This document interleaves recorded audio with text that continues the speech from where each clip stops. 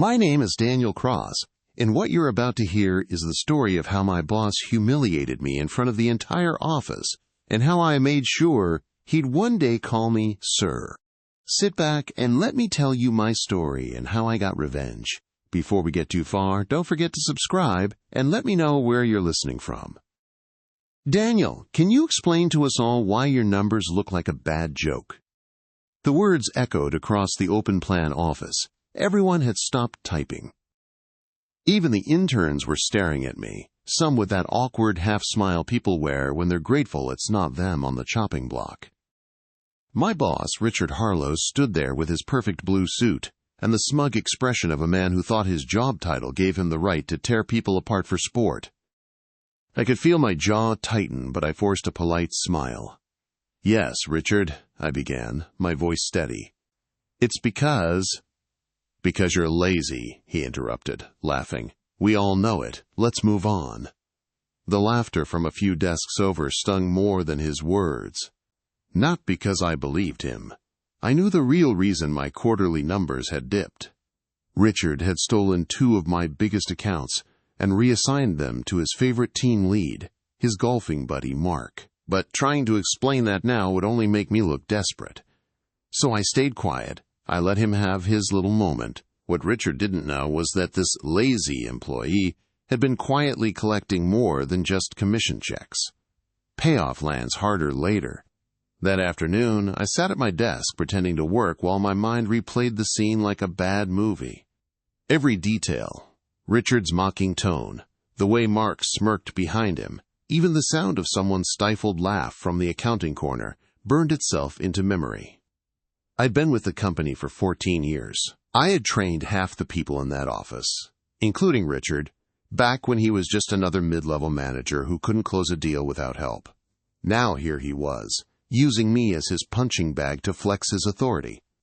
At 5 o'clock sharp, I shut down my computer, slid my chair under the desk, and walked out without a word. Not because I was defeated, because I knew something Richard didn't.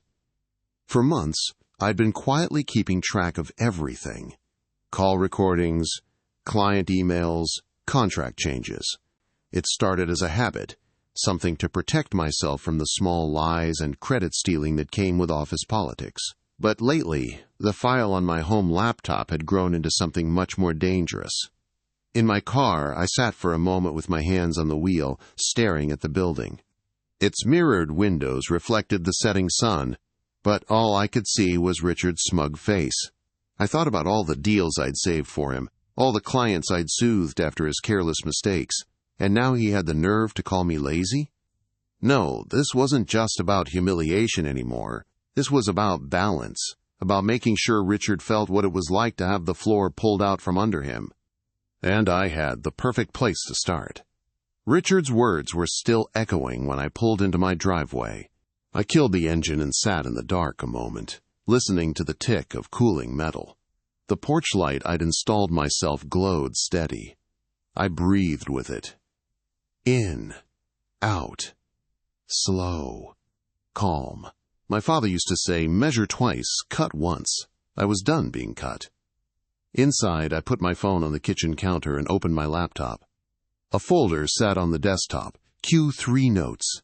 Inside that, more folders, dates, call logs, screenshots of contract versions, expense reports with the same steakhouse charge, repeated twice a week under client nurture, even on weekends when the client's CRM showed no meetings. A PDF of the gift policy, an email from Richard, run that through Mark's vendor, faster approvals. A quick search in public records showed Mark's vendor had been formed 8 weeks earlier. Same building as Richard's gym buddy. Same registered agent. Cute. I wasn't angry anymore. I was busy. First thing I did was simple. I wrote down a timeline. Not emotions. Facts. The day Richard took credit for the Turner renewal, I closed after 9 months. The day he told me to adjust the forecast because his promise to the board was too rosy. The day I flagged a compliance issue on a medical client and he replied, "We'll fix the paperwork later. We need the revenue now." I pasted copies of every relevant message under each line.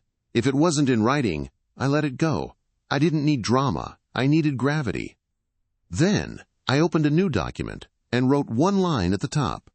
Objective: remove Richard without collateral damage to the team. That single sentence kept me honest. I wasn't going to scorch the earth. I was going to pull one weed by the roots and keep the garden. Phase 1 started the next morning at 7:18 a.m., when the office was empty and the lights were still waking up. I made coffee, sat at my desk, and sent a new weekly client outcomes summary to leadership. Not spin, just numbers, contracts closed, churn saved, NPS comments, and names, real names. When a client wrote, "Daniel saved us with the API timeline," I pasted it verbatim. When Emma in customer success handled a Saturday escalation, I highlighted it in bold. I did not mention Richard once. I didn't need to. The pattern would speak for itself. By 9, people were trickling in. Emma stopped at my desk. "Did you send this?" she whispered, waving her phone. "Just collecting wins," I said, smiling. Her face softened. "Thank you." At 10, Richard strutted in with his dry-cleaning plastic still on his jacket and clapped his hands. "All hands in 5, he called, like a game show host. The meeting started as usual, his slides, his voice, his name on every bullet point. But when the Q&A opened, our CFO, a quiet woman named Nora, said, "I saw a summary this morning that paints a different picture of who's doing the doing. Who sent that?" I raised a hand. I did, happy to keep sending it if it's useful. Richard's smile tightened a millimeter. "Of course," he said. "Great initiative." I kept Phase 1 going for 3 weeks. My summaries landed at 7:30 every Monday. People started forwarding them. Senior leadership began replying with, "Nice work, team," and sometimes, "Fantastic save, Emma," or "Jonah, great fix." Names, not Richard's. In the meantime, I built Phase 2, give him rope. When he demanded a forecast bump to impress the board, I asked him to confirm the change in writing. "So we're aligned." I wrote. He replied, "Yes. Push it to 5% growth. I'll deal with the board." I saved it. When he asked me to massage a client's start date so the revenue landed this quarter, I replied with a link to policy and a question. "Confirm you want to override standard start." He wrote, "Just do it." I didn't. I left the field blank and archived his email. When he told Mark to route a $90,000 integration through that new vendor, I replied, "Vendor due diligence form attached. Please have procurement sign off." He responded, "No time for paperwork. Use the old template." I pasted that into the timeline and flagged it red. People think revenge is a spike. It's a level. It's holding steady while someone else swings at air. On a Friday afternoon, I stayed late and printed the timeline in neat tabs. I didn't sleep much that night. Not because I was scared, because I was careful. If I went off half-cocked, I'd hurt the wrong people. That was not the plan. Monday, 6:55 a.m., I walked to the compliance door. Nora, CFO Nora, was inside with 2 internal auditors and the head of HR. I put the binder on the table and slid the top tab open. "I'm not here to gossip," I said. "I'm here to protect the company and the team. This is a record of policy overrides and potential self-dealing tied to Richard and a shell vendor connected to Mark. Every claim is backed by an email, a form, or a public record. If I'm wrong about any piece, tell me and I'll walk out and never bring it up again." They didn't speak for a long 10 seconds. Then the auditor closest to me opened to the vendor tab, read quietly, and said, "How long have you been keeping this?" "Long enough to make sure it wasn't a misunderstanding." Nora looked at me. "You sent those Monday summaries." I did. "Keep doing that," she said. "And Daniel, starting now, copy me on any directive from Richard that touches forecasting, procurement, or revenue recognition." "Understood," I said. I walked back to my desk on light feet and heavy legs. My hands shook. I typed anyway. The calm part of me drove. The human part of me hummed with current. I didn't need the whole company on my side. I needed the checkers to turn into chess pieces. They just had. The first visible crack showed that Wednesday. Richard stormed into the sales pit with a printed email, waving it like a flag. "Who escalated my vendor routing to finance?" he barked. No one spoke. He turned to me. "Daniel?" "I copied Nora on procurement questions," I said, per her request. His face went blotchy. "You always were a policy guy," he sneered. "It's why you'll never run anything real." "Maybe," I said, and turned back to my screen. The second crack came on a client call. Richard tried to drop in on my Zoom to take credit. The client, a blunt New Englander, said, "No offense, Richard, but Daniel's the reason we're still here. We'll follow his plan." Richard smiled into the camera with his teeth and left the meeting without a word. 10 minutes later, I got a calendar invite. Performance review, tomorrow, 8 a.m. I packed my binder into my bag that night. Not the whole thing. Just one section, approvals. I slept fine. He started the review by closing the door and folding his hands like a school principal. "You're slipping," he said. "You're negative. You refuse simple requests. Frankly, you're lucky to be here." "I brought something," I said, setting my folder down. My voice was calm. My palms were dry. I flipped to a single printed email, his written order to push an unearned forecast to the board. "Before you rate me, please acknowledge this directive is yours." His eyes flicked to the page. He pushed it back with one finger. "You think you're clever." "I think I'm careful," I said. "One more thing. All my reviews are recorded." I slid my phone across the desk, screen lit, voice memo rolling. Company policy allowed it if declared. I had declared. He stared at the phone, then at me. The smirk returned. "You won't win," he said. "This is my floor." "Maybe," I said and stood. "Are we done?" He didn't answer. I walked out. Friday at 3:12 p.m., the meeting invite arrived. Special board review, Monday, 7:30 a.m. Richard, Nora, legal, audit. My name wasn't on it. That was fine. I didn't need to be in the room. The room already had my voice in blue ink and black tabs. Over the weekend, I did nothing dramatic. I mowed my lawn. I took a long walk. I cooked eggs and read the paper. Revenge stories always make you think there's a drum beat and a montage. In real life, it's dishes and laundry and sleep. Quiet is part of the plan. Monday, 9:04 a.m., an HR representative and a security guard walked past our row and into Richard's office. The glass walls didn't hide much. Richard gestured big. The guard didn't blink. 10 minutes later, Richard came out carrying a box with a framed photo sticking up, him at a golf course with Mark, both in polos. He made eye contact with me like he was trying to set me on fire. It didn't catch. He kept walking. The elevator doors closed on his face. The floor let out a breath I hadn't noticed it was holding. By noon, a company-wide email landed from Nora. "Effective immediately, Richard Cole is no longer with the company. We thank him for his service. Interim reporting will roll up to the CFO's office while we complete an external review of procurement and revenue practices. Please continue normal operations. If you have questions, contact HR or compliance." No fireworks, no confetti, just a clean paragraph and the sound of machines humming. Mark lasted 3 more days.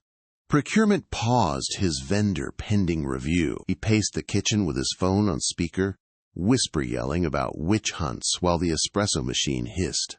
Friday morning, his badge failed at the turnstile. I didn't celebrate at my desk. I don't cheer when the engine oil drains. I just make sure the car runs. The next week, Nora asked me to step into her office.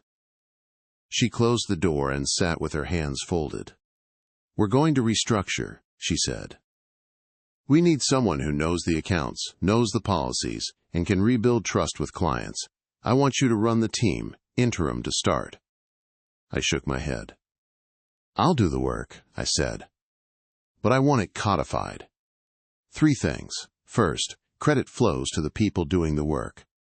Names on wins. Second, all forecasts are tied to signed contracts, no exceptions. Third, procurement runs through compliance. No private vendors without an RFP and full due diligence." Her mouth twitched.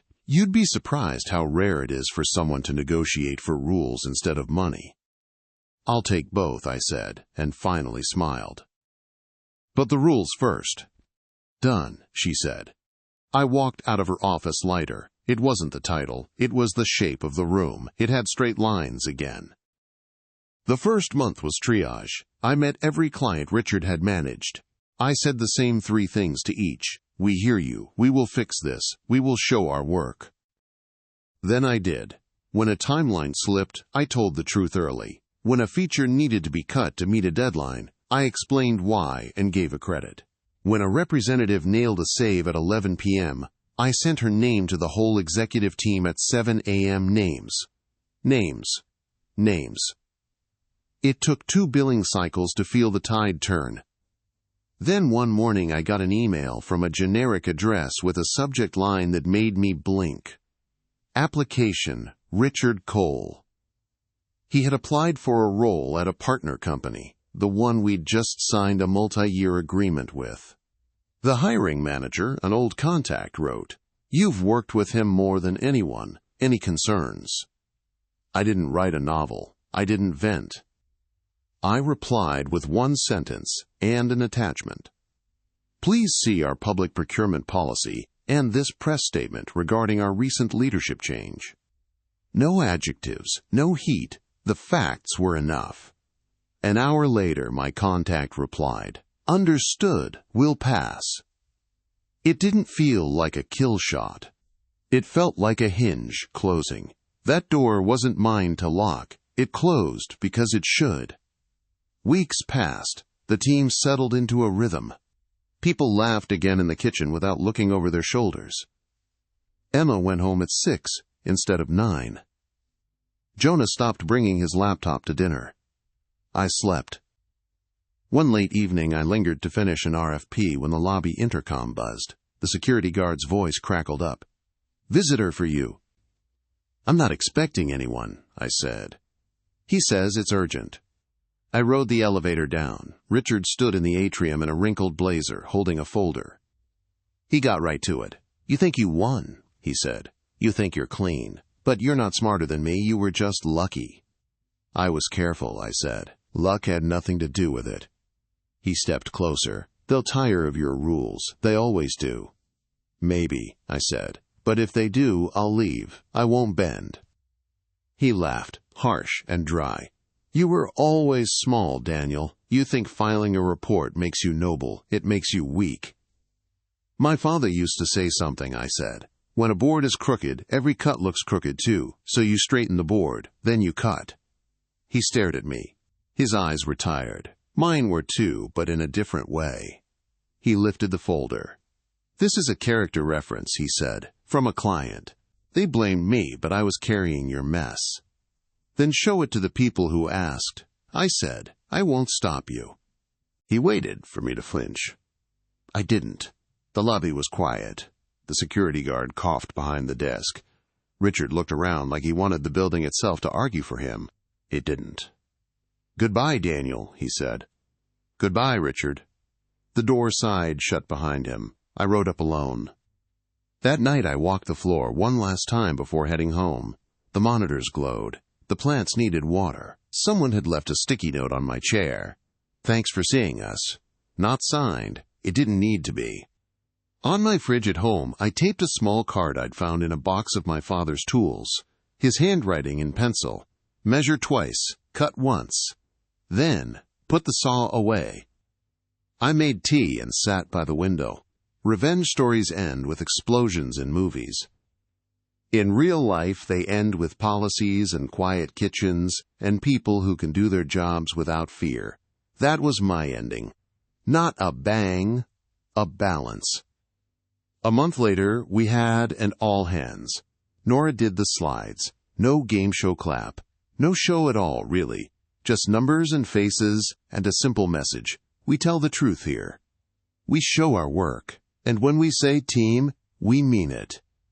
After, Emma found me in the hallway. "You know what the best part is?" she said. "What?" "I don't feel small here anymore." I nodded.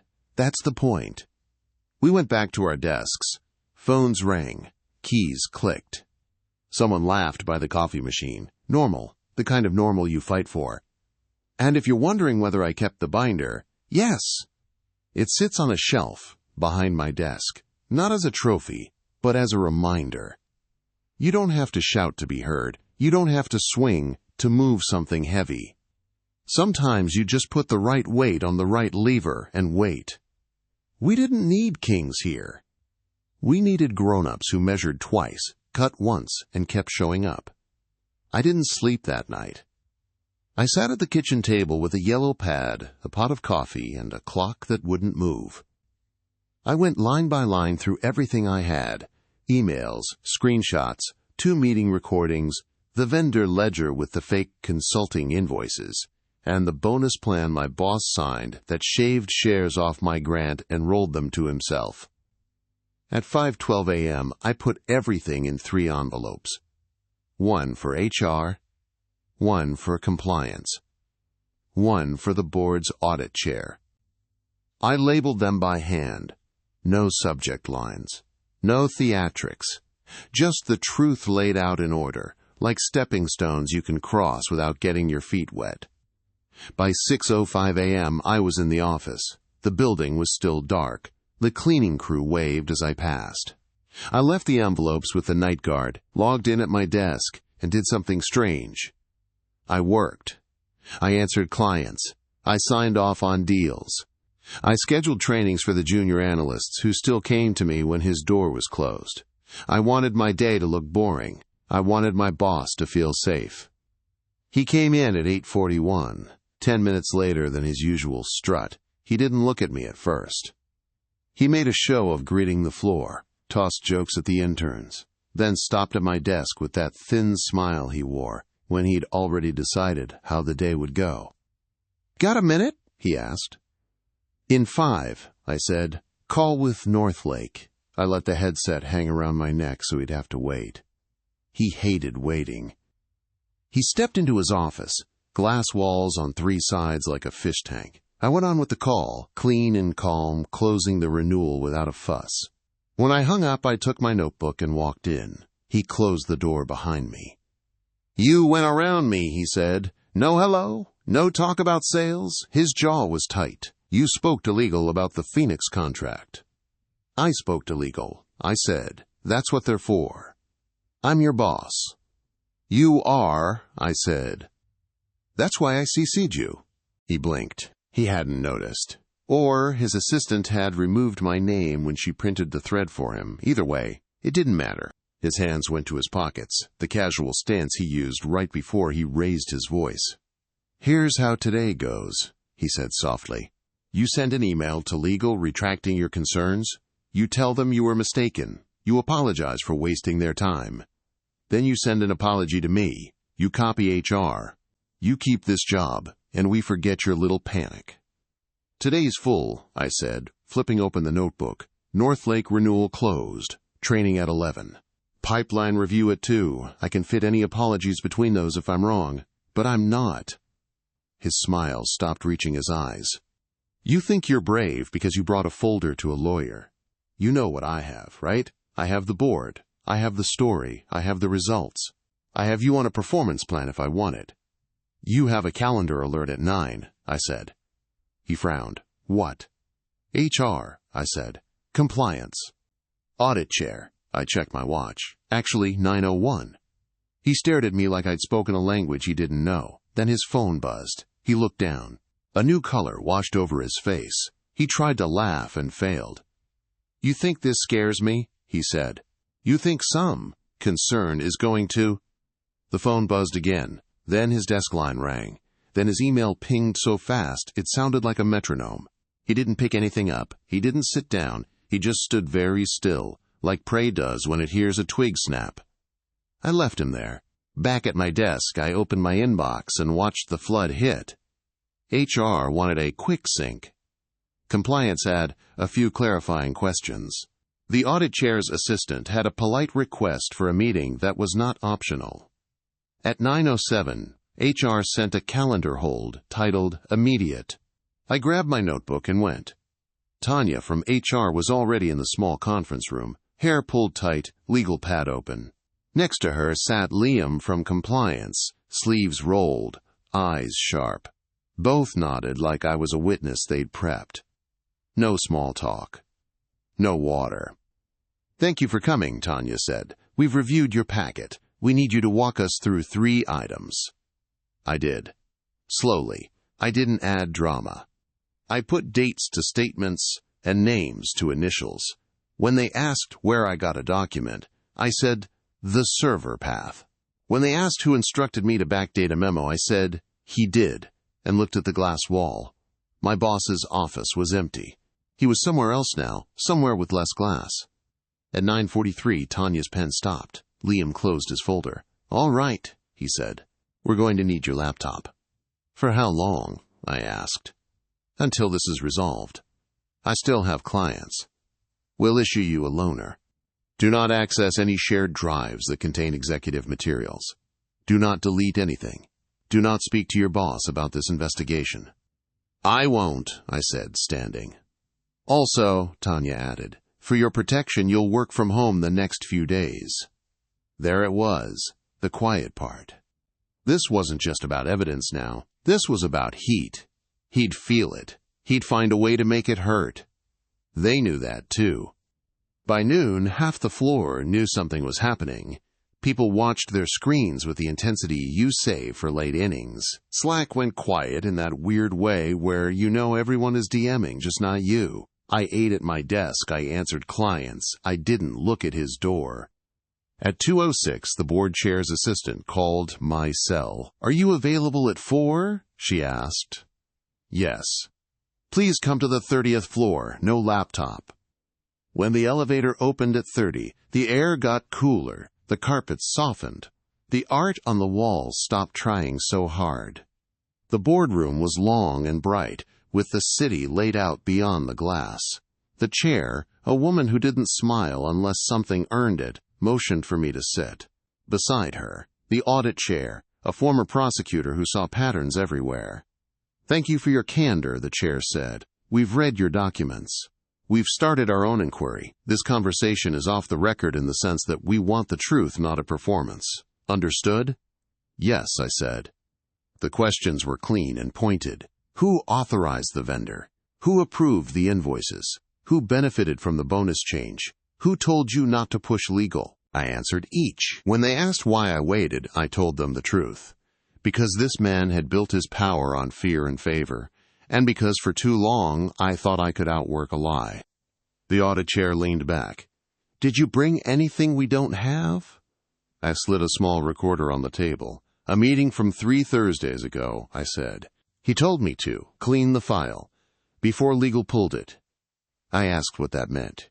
He said, "You know what it means." I recorded it because I knew he'd deny it. The chair tapped the table once, a tiny gavel. "We'll take it from here," she said. "Do not speak of this with anyone else. If you're pressured, threatened, or offered anything, call me." When I stepped back into the elevator, my hands were shaking. Not from fear. From the way gravity feels different when the thing you've been holding up by yourself is finally set down. The next morning, our CEO sent an all-hands invite for a culture conversation. It was set for Friday at 9 a.m. Nobody on our floor had seen that before. Rumors moved like smoke under a door. Some said my boss was taking personal time.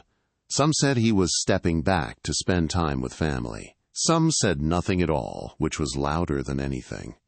At 8:59 on Friday, the entire company was on the stream. The CEO stood in front of a gray wall and looked 10 years older. "We're making changes," he said. "Effective immediately, our head of sales is on leave pending an investigation. We've engaged external counsel to review practices in our sales organization. We'll hold ourselves to the standard we claim in public. That starts today." He didn't say my name. He didn't have to.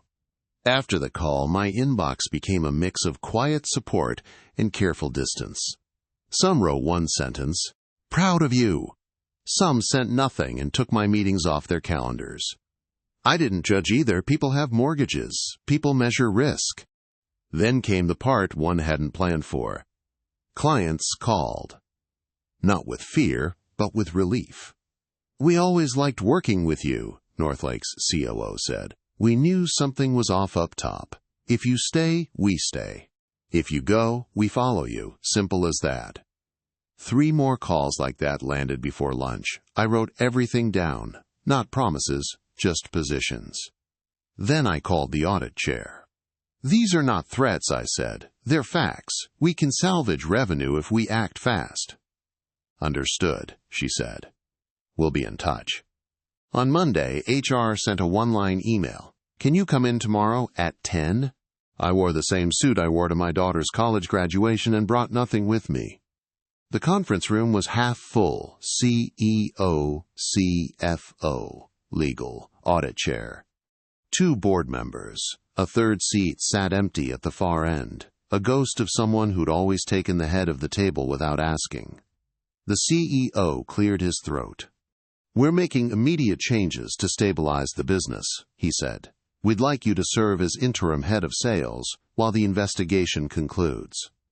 I looked at him, at the board, at the empty chair. I thought about the kids on my team who worked past midnight and still called me sir. I thought about the interns he used for legwork and blame. I thought about the vendor who paid for his vacations under the name of market research. "I'll accept," I said, "on conditions." Legal's pen paused. "Which are?" "1," I said, "we fix comp. No silent changes, no backdating. Everything published. Simple and fair. 2, we retire the slush. Consulting. Vendors. We pay for real work only. 3, HR and compliance have a standing seat at my staff meeting. No more, we'll loop them later. They're in the loop now. 4, we promote based on delivery and mentorship, not proximity to power. If you want a title, show me the people you've grown. I let the silence sit. The board chair glanced at the audit chair. The audit chair nodded. The CEO looked like a man who hadn't slept but could see a morning. Agreed, he said. I didn't celebrate. I didn't smile. I just went back to the floor and told my team we had work to do. We opened the books. We right-sized accounts. We apologized where apology mattered and delivered where it mattered more. The interns got projects with their names on them. The analysts got credit, not crumbs. The vendors learned we read contracts now. On Wednesday, the investigators interviewed me again. This time, they asked fewer questions. They had enough. On Friday at 3:14 p.m., an email went out to all staff, leadership update. He had resigned to pursue other opportunities. There was no party. There were no cupcakes. His name came off the wall an hour later, wiped as clean as a whiteboard. He texted me that night. "You think you won," it said. "You didn't. You'll never be me." I stared at the phone for a long time. Then I typed back. That's the point. We rebuilt the quarter from rubble. We hit numbers without tricks. We started a small ritual on Fridays. 5 minutes where anyone on the team could thank someone else for help they didn't have to give. The first week was awkward. The third week it felt normal.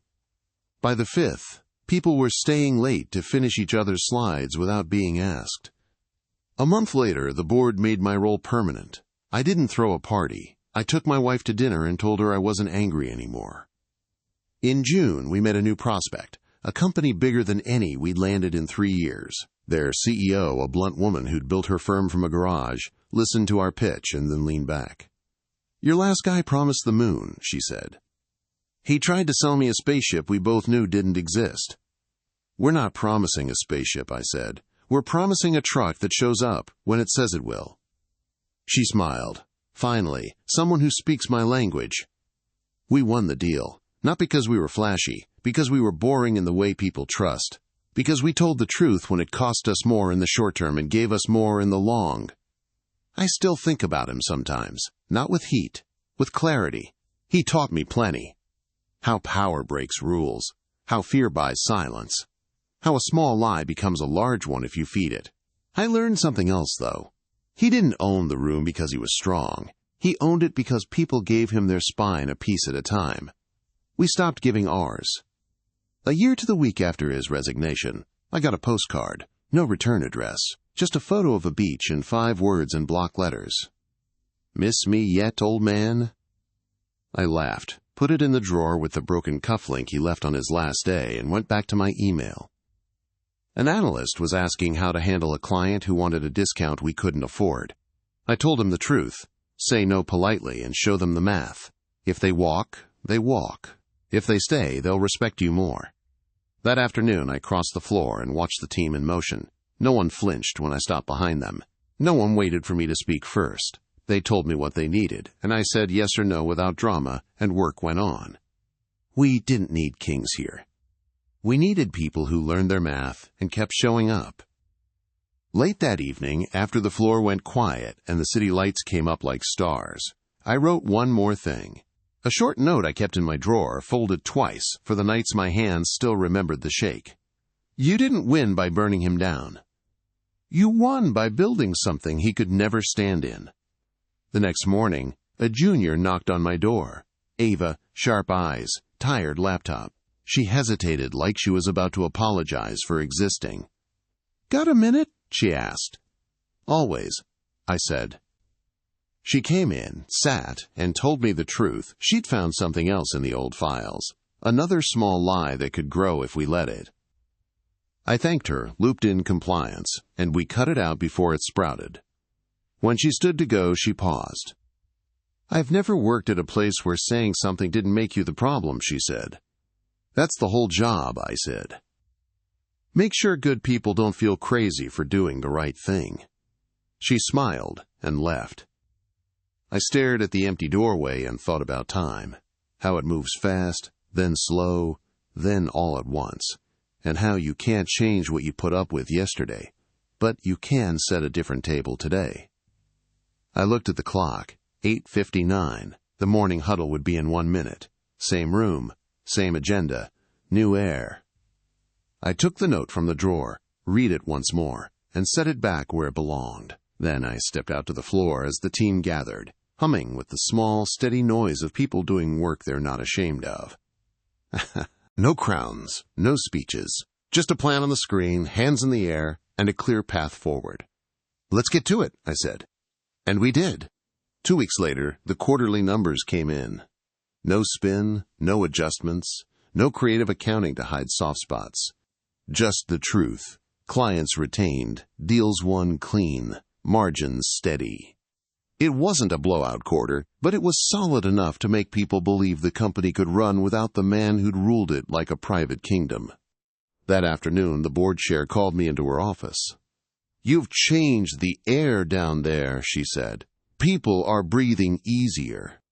Then we can go further, I replied. We've got momentum. Let's use it. We talked expansion, better onboarding for new hires, a mentorship program to stop junior talent from burning out in 18 months, contracts that made sense on paper and in practice. When I left her office, I passed the glass wall where my old boss's name had been etched for a decade. The wall was blank now, just smooth frosted glass. If you didn't know, you'd never guess a name had been there at all. By summer, the shift was visible in every corner of the floor. People spoke up in meetings without glancing at the door first.